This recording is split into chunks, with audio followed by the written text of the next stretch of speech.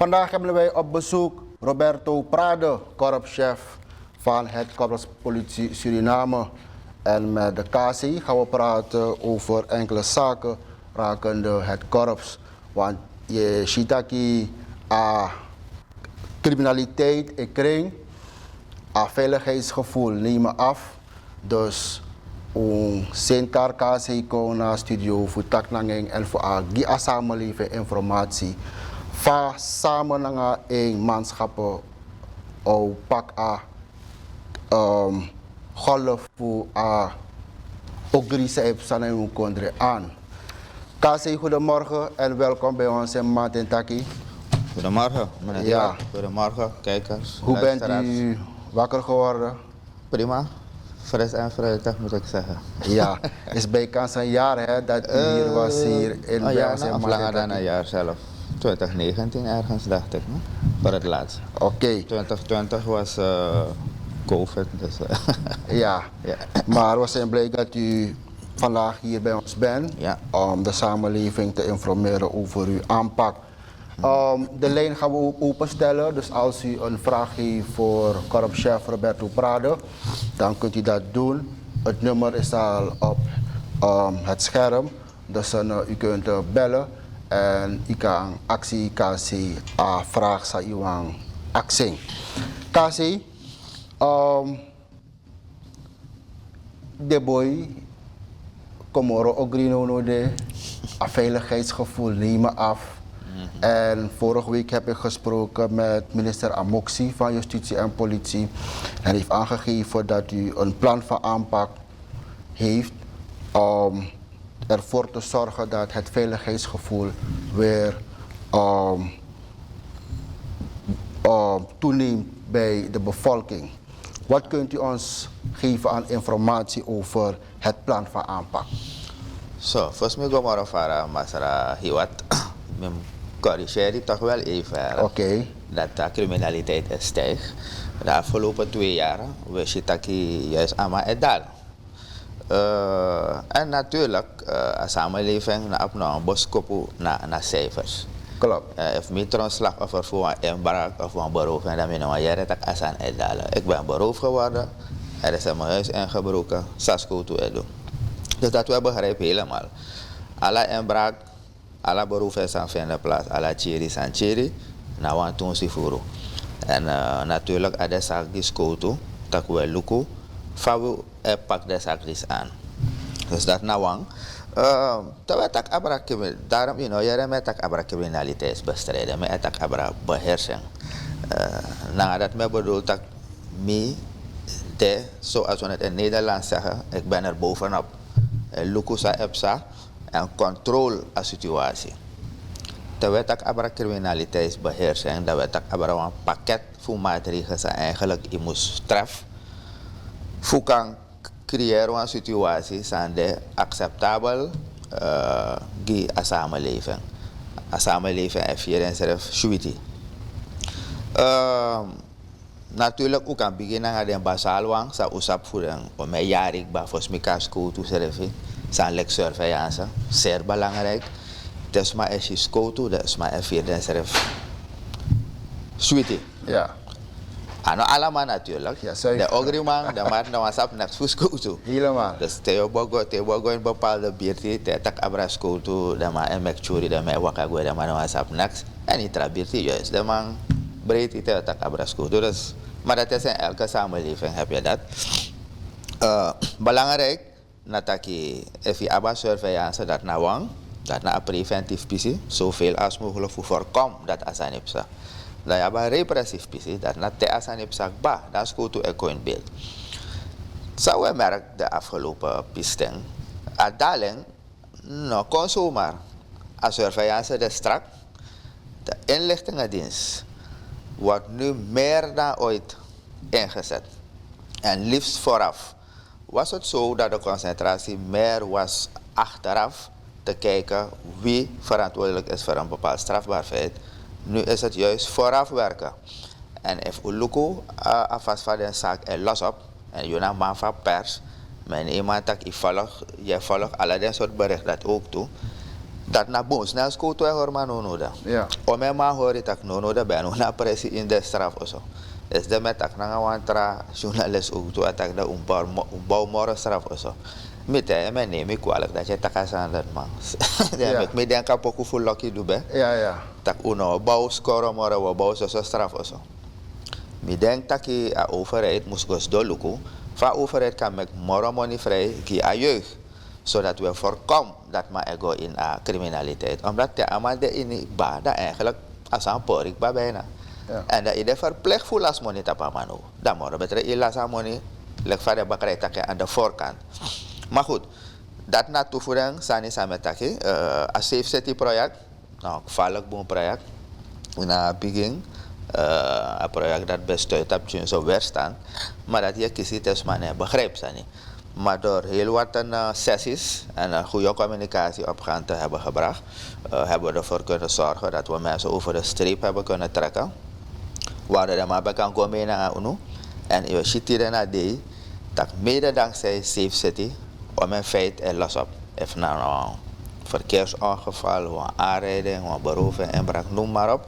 We observeren situatie per maand beschadigd. Infrastructuur voor nutsvoorziening, SWM, EBS, noem maar op. En we lopen dan camerabeelden en we zien van Asan Waka, want de mensen waren hier tratorie natuurlijk. Ja. Voor poor als schuld naar de tapu.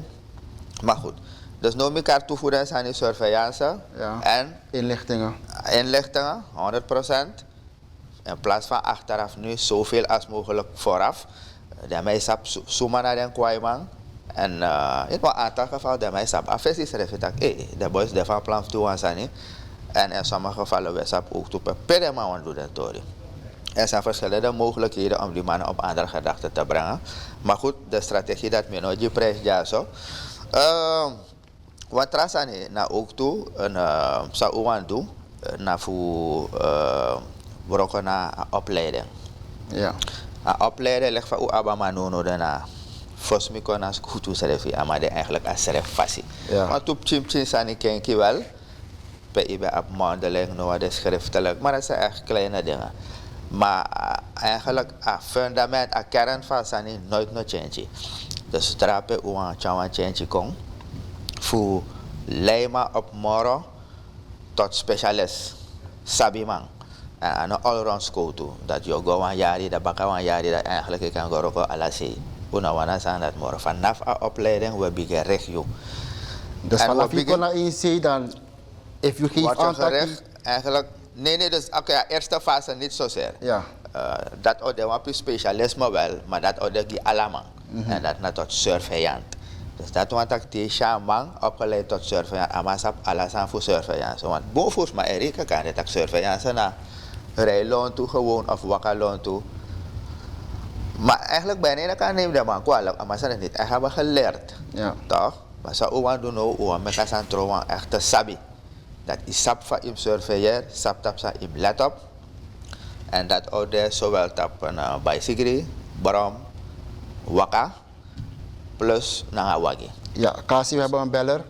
Zo. Goedemorgen. Goedemorgen. Goedemorgen.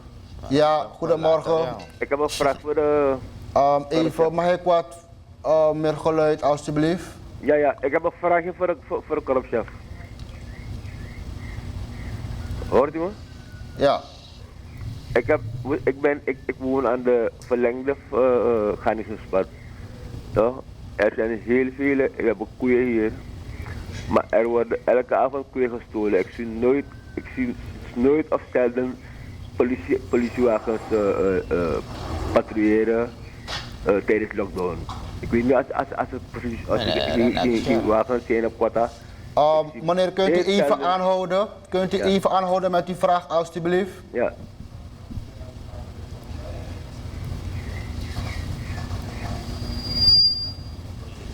Ja, u kunt doorgaan, meneer. U kunt nu uw vraag stellen.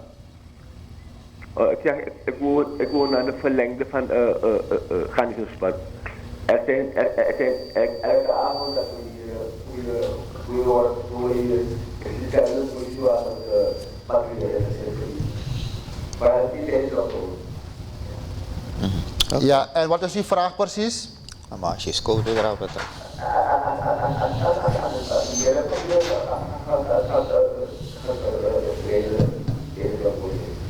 Ja. Oké.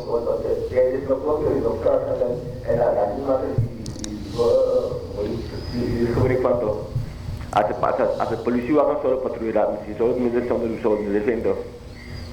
Oké, bedankt voor uw vraag. Ja. Ja, KC, kunt u... Ja, eigenlijk is het nou simpel. Die goede meneer wil de politie in de buurt zien. We zijn intussen gestart met de operatie Sakayu Tempo. Ja. En de bedoeling is dat er zoveel als mogelijk politie over straat is. In principe is het de hele dag. Maar u begrijpt dat het in de morgenuren misschien een beetje lastig is. Maar sowieso in de middag en vooral in de nachtelijke uren. Zoveel als mogelijk.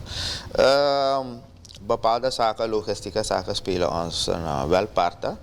Maar met de middelen die we hebben proberen we toch wel het beste eruit te halen. Ja. Dus dit wordt zeker meegenomen. Als die man praat over een garnizoenspad, dan moet het... dan valt het onder het resort binnen het resort van het politiestation Quata. Dus dat zal sowieso worden doorgegeven aan de directeur operaties. Ja. KC, heeft u genoeg manschappen om het werk uit te voeren? Eigenlijk is het de bedoeling dat we op een gegeven moment komen op een aantal van rond de 5000 man. 5000 man. 5000 man. We zitten nu op rond de 24, tussen 24 en 2500 man. Dus 100% heeft u nodig? Eigenlijk wel. Waarvan een deler, zeker 200 zoveel, is belast met eigenlijk ander soortig werk. Maar goed, ik zal verder niet daarop ingaan. Met de mensen die we hebben, natuurlijk geen gezonde situatie. Elke werker heeft recht op een vrije dag in de week. En helaas moet ik stellen dat bepaalde delen van de politie, bepaalde politiemannen, gewoon geen vrije dag hebben. Die mannen moeten elke dag aan het werk zijn. Ja. Als je ze vrij ziet, dan hebben ze verlof opgenomen of ze zijn ziek, hebben ziek gemeld. Maar in principe moet je gewoon een vrije dag hebben. Die vrije dag hebben ze in principe wel. Ja. Maar vanwege de onderbezetting worden ze opgeroepen. Dus daar ben je eigenlijk verplicht om in dienst te verschijnen. Ja. Maar goed, we gaan niet kijken naar de problemen. We kennen die problemen al. Nu is het zaak om oplossingen daarvoor te bedenken. Een ander punt is de doorstart van het buurtmanagement. Wij hebben gemerkt, jaren terug is het buurtmanagementproject geïnitieerd. Ja. Helaas is het niet geworden wat we ervan hadden gedacht en verwacht. En dat heeft allemaal te maken gehad met een stukje coördinatie die er ontbrak. Heel goed begonnen, heel goed project, goed opgeleide jongens moet ik zeggen. Maar helaas de coördinatie. En we weten wanneer er geen coördinatie, geen monitoring is, Ja. mensen zijn bijna aan hun lot overgelaten, dat ze geneigd zijn te doen wat ze willen. En net daar is het misgegaan. We gaan een doorstart maken met een keiharde criteria, Ja. keiharde instructies voor de buurtmanagers, waaraan ze zich moeten houden. En dat ze ook daarop zullen worden afgerekend. Ja. de Moet je toch even onderbreken, want dit is mijn bel. Faya. Goedemorgen. Ja, van waar belt u? Hallo, Ja, van waar belt u? Goedemorgen. ik ben van Paramaribo, goedemorgen. Ja, u kunt uw vraag stellen aan KC. Ja, we hebben de KC net gehoord met betrekking tot problemen raken de korpspolitie Suriname, welke hij aangekaart heeft. Diefstal in de buurt, berovingen enzovoort, die hij hard wil aanpakken. We hebben ook gelezen dat hij een aantal politiemannen gaat opleiden. Ik denk iets van 400, een verkorte opleiding. Ik zou graag de korpschef willen vragen. Wanneer is er een advertentie geplaatst voor de aanwerving van die 400 agenten die aangenomen worden? Want mijn zoon zit al 2 jaar te trappelen om een sollicitatiebrief te richten. Dus we hebben echt geen advertentie zoals zodanig gezien. 1, 2. Op basis van welke criteria is de aanwerving toch wel gedaan? Want ik weet het aanwerven binnen KPS van personeel geschiet op een bepaalde wijze, structuur, gegevens, samenstelling van de bevolking. Ik wil van de korpschef horen met betrekking tot die 400. Wat het beleid zal zijn. Tweede vraag is, de korpschef heeft heel kundig uitgelegd met betrekking tot aanpak, met betrekking tot inlichtingenwerk. We hebben zoveel grote zaken, korpschef, waarvan de samenleving niet zo duidbootzaak. De meneer die doodgeschoten is en aan de overkant in Guyana gedeponeerd is. Een zaak hoofdraad. En ik kan nog een aantal zwaarwichtige zaken aanhalen. Maar ik denk dat het kort tijd is. Dus ik blijf bij deze korte vragen. En ik hoop dat de korpschef zijn moeite doet. Want we weten dat het slecht gaat. Ik bel ook de politie. De politie komt niet opdagen. Voor 80% komen ze nimmer opdagen wanneer er burengerucht is, overluid muziek is. En vooral door vreemdelingen hoor. Je belt, ze komen niet hoor. En we hebben brieven geschreven. Ik heb brieven geschreven naar de stadspolitiecommandant. Nada. Maar ik weet, de korpschef is er niet voor verantwoordelijk. Het zijn de mensen die daarmee de belast zijn. Maar ik wens hem succes. Dank u wel. Ja. Ja, bedankt meneer voor die vragen. Ten eerste, voor wat betreft de 400 man die we van plan zijn binnen te halen. Natuurlijk weten we bij elke opleiding heb je een uitvalpercentage van rond de 10-15%. Dus we zullen die 400 ook niet herhalen. Dus we mikken op ergens rond de 375 man ongeveer. Deze advertentie is reeds lang geplaatst. Dus in feite zitten we nu in de eindfase van de selectie van deze groep. Oké. Dus als de zoon van die goede meneer bij de politie wenst te komen werken, dan kan hij nog even wachten. Hoogstwaarschijnlijk later dit jaar of begin volgend jaar. Maar heel binnenkort komt er dan weer een sollicitatieoproep. Dan mag hij meedoen. Ja. Ten aanzien van de zaken die hij heeft aangehaald, duikboot, die meneer die is omgebracht. Oké, die goede meneer zegt die man is in Guyana gedeponeerd. Ik weet niet of dat het geval is. Maar in ieder geval, het lijk is daar aangetroffen. Maar die zaken zijn afgehandeld. Er zijn vonnissen gewezen in de zaak van die duikbootkwestie. En ten aanzien van die meneer zijn er nog verdachten die in het gevangen zitten. Ja. Dus als ik me niet vergis, moet er nog vonnis worden gewezen. En ten aanzien van meneer Hoefdraad, de inlichtingendienst is bezig. De justitiële autoriteiten zijn ook bezig met Interpol. Dus het is wachten en kijken wat het allemaal wordt. Ja, ik zeg wachten hoor, maar ik bedoel, er wordt keihard gewerkt. Ja, absoluut. Oké. En dat van de buurtmanagers? Ja, Ja. De buurtmanagers, de bedoeling is dat want we hebben nu een situatie waarbij buurtmanagers een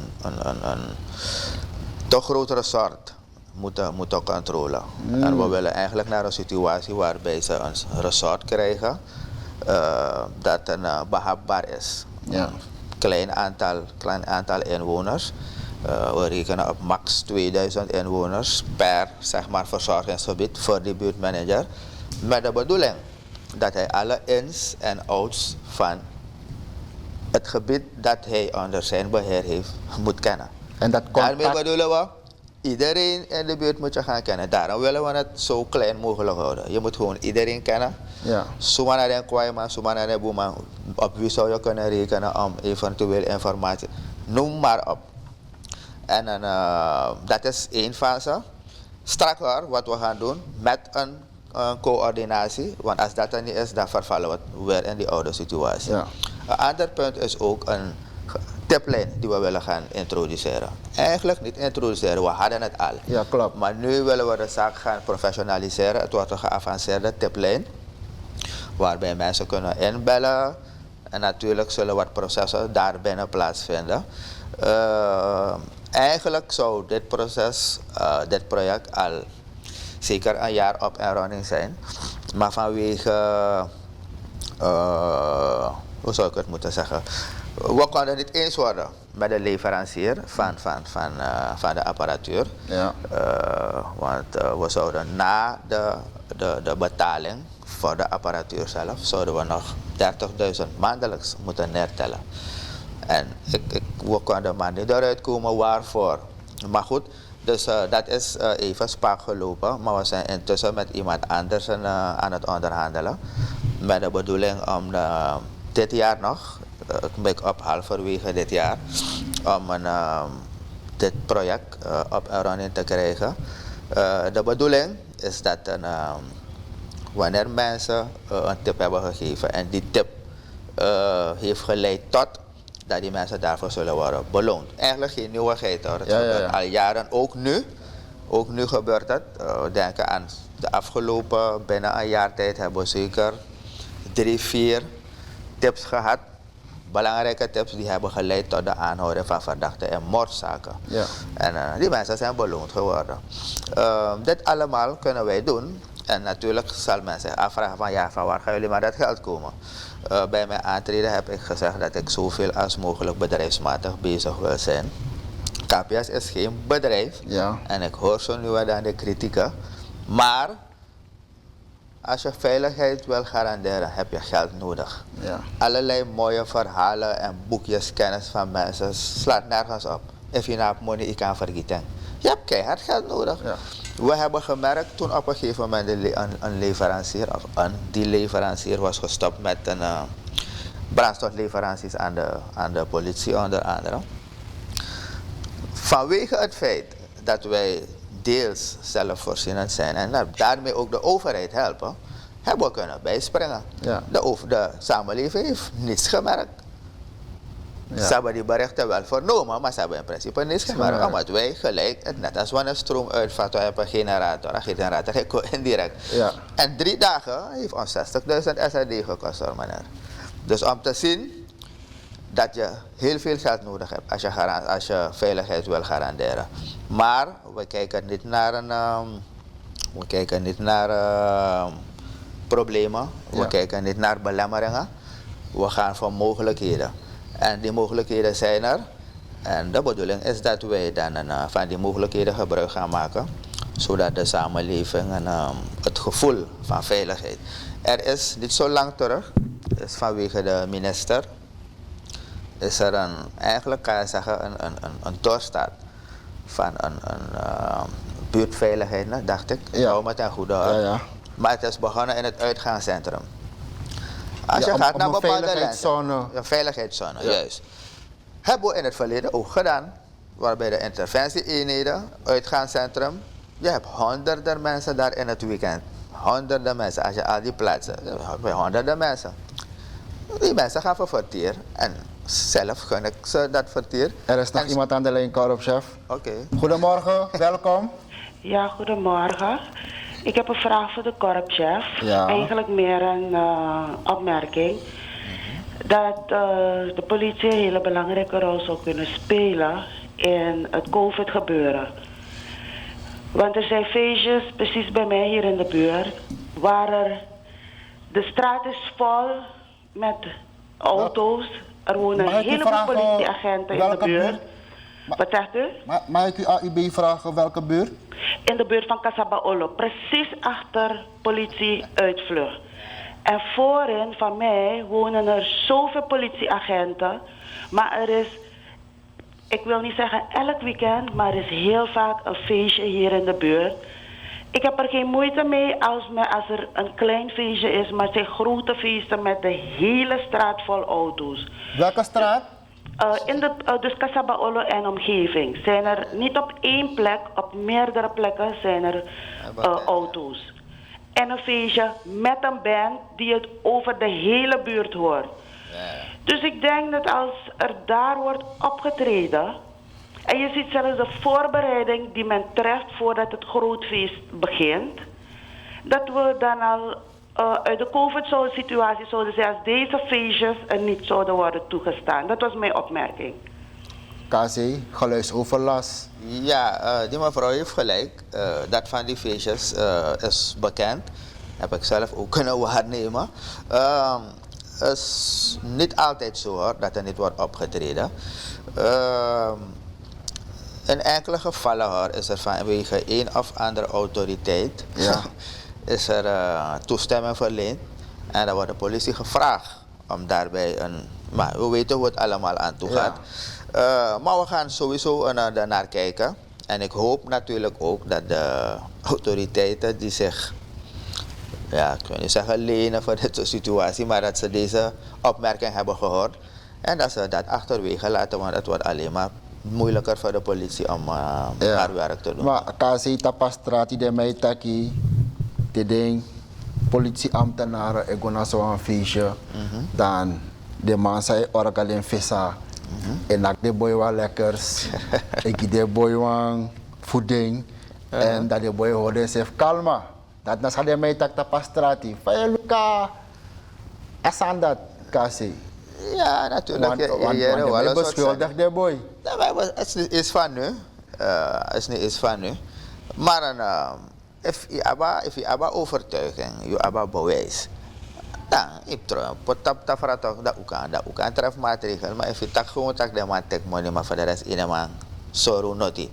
Dan wordt het een beetje lastig. Dan gaan we geen tijd hebben voor andere zaken, dan alleen maar dit soort zaken onderzoeken. Ja. Dus daar waar er een bewijs is, daar waar men weet, kennis draagt van onoorlijke praktijken van de politiemannen, kan men het altijd doorgeven. We zijn zelf bezig de mogelijkheid te bekijken om een speciale unit in het leven te roepen. Dus los van OPZ. OPZ is meer voor strafzaken. Ja. Maar dit soort zaken onder andere, en wanneer burgers ontevreden zijn over de bejegening of de afhandeling van hun zaak, dat die unit zeg maar, de klacht kan aanhoren, een onderzoek kan instellen. En daar waar de termen aanwezig zijn om die politieman te tuchtigen, dat we dat dan ook zullen doen. Ja, er zou ook een bodycam. Ja, is een project. Is een project dat met de vorige minister was besproken. Bodycam was één van de meerdere projecten eigenlijk. Het was een totaal pakket. Om eerlijk te zijn, weet ik niet waarom het allemaal niet door is gegaan. Ja. Ik weet niet of ik had begrepen dat het ging om een grant. Maar ja, waarschijnlijk is er is iets misgegaan ergens, denk ik zo. Ja, ja. Er zijn ook enkele actuele knelpunten. Met name, we lazen in het nieuws of in de media dat enkele politieambtenaren die recent zijn beëdigd, deel uitmaken van een pedofiel netwerk. Klopt dat? Klopt dit, KC? De details heb ik niet, dus ik zou niet kunnen bevestigen of die mannen inderdaad deel uitmaken van een pedofiele netwerk of als het gaat om een incident. Ja. Maar en ik snap dat mensen de nadruk willen leggen op mensen van de laatste lichting. Wat heel heisa bij dit. Hele heisa, onnodig, onterecht, ook incorrect. Maar goed, de mensen die daarvoor verantwoordelijk zijn, die zullen hun reden hebben gehad. Maar u hebt gemerkt wat er is gebeurd na een goed gesprek tussen mij, de minister en de PG. Is de zaak opgelost. Ja. Maar goed, wat ik wil aangeven, als blijkt dat deze politiemannen zich hebben bezondigd, nou, de maatregelen niet zullen uitblijven. Ja. Dus wat dat betreft, ze hebben in volle bewustzijn gehandeld, dus ze zullen voor de consequenties moeten instaan. Vooralsnog hebben wij geen reden om te twijfelen aan de verdenking die op hun rust. Ja. Maar ja, het is uiteindelijk de rechter die gaat beslissen als ze schuldig zijn, al dan niet. En als dat het geval is, dan... maar natuurlijk hoeven wij niet te wachten op een vonnis van de rechter. Ja. Want er zijn separate procedures, de strafrechtelijke procedure en de tuchtrechtelijke procedure.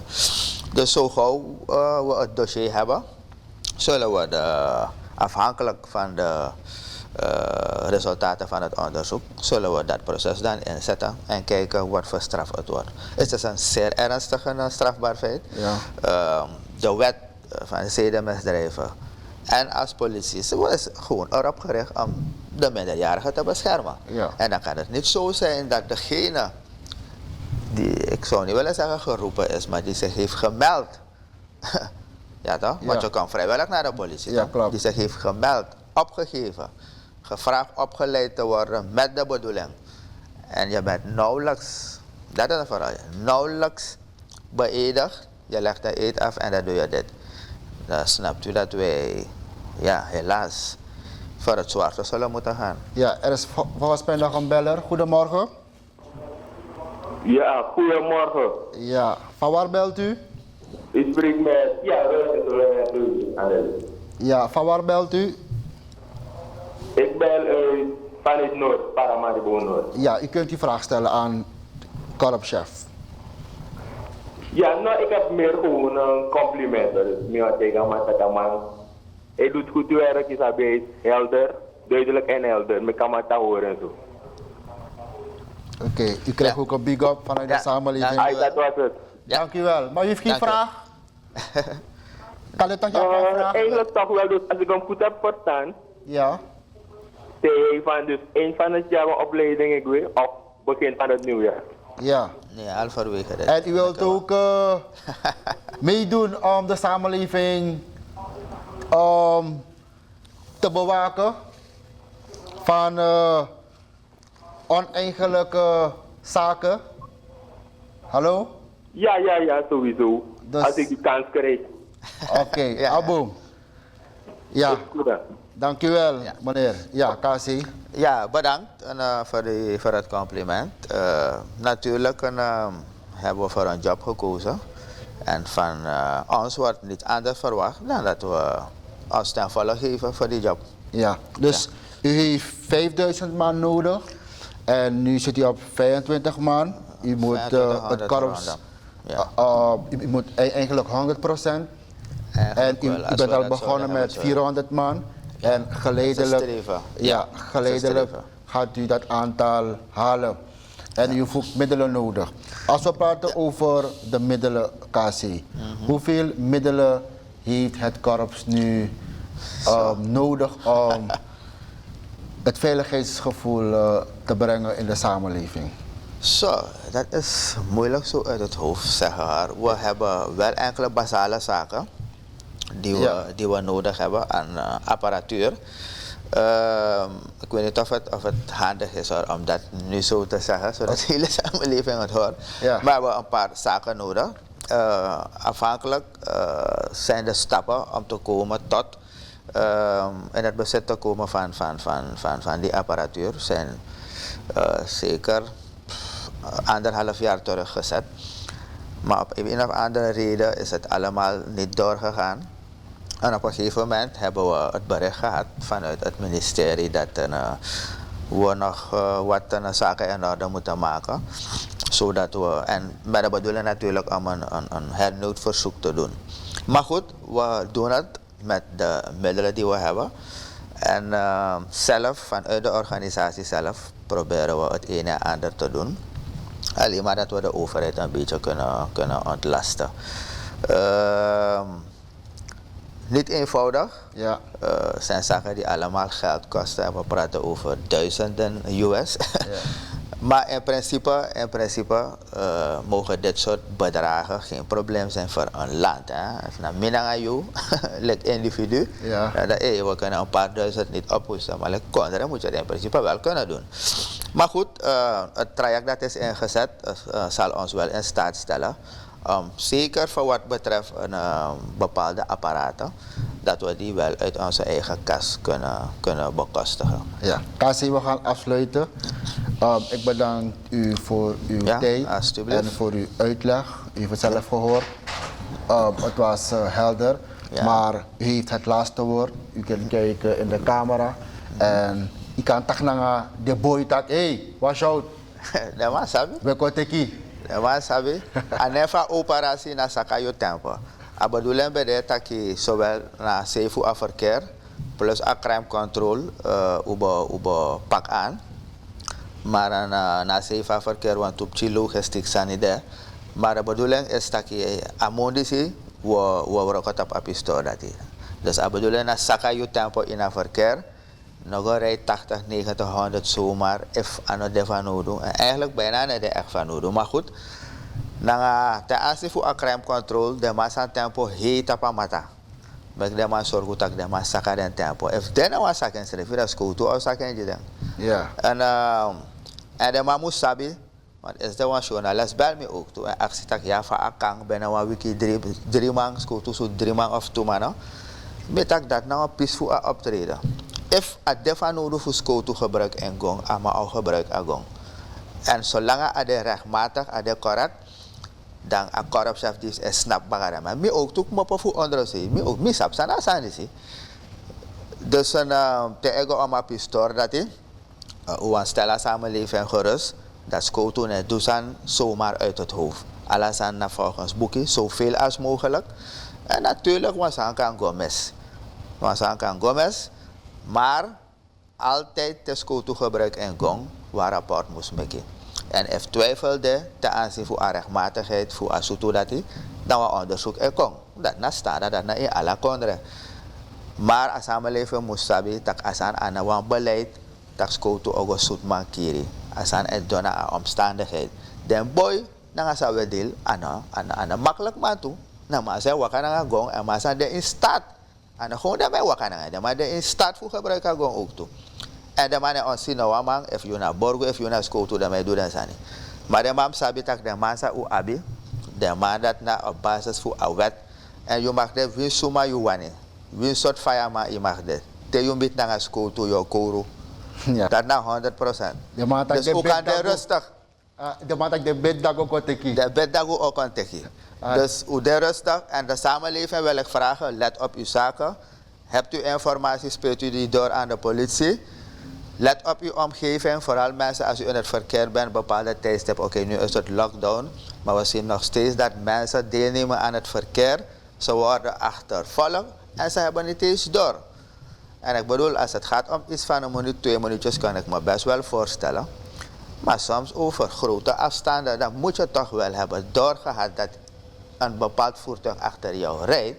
En ik bedoel, laten we eerlijk zijn. Maar goed, we zijn er mensen om u te dienen. En ja, blijft u ons volgen. Ja. Dank u zeer. Dank u wel, korpschef.